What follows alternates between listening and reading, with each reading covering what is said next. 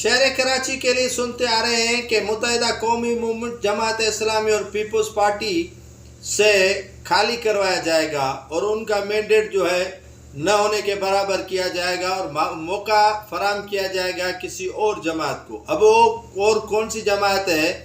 عشرت العباد جو دبئی میں بیٹھے ہوئے کئی سالوں سے انتظار کر رہے ہیں، یا تو بانی پی ٹی آئی کا یا بانی ایم کیو ایم کا یا بانی جو ہے وہ ان تمام جماعتوں کا، تو انتظار عشرت العباد کو ہو رہا ہے کہ گرین سگنل ملے کہ وہ آئیں پاکستان اور کراچی کے سیاست میں ایک جو ہے وہ ہلچل مچائیں، لیکن ان کو گرین سگنل گزشتہ سال سے نہیں مل رہا۔ اب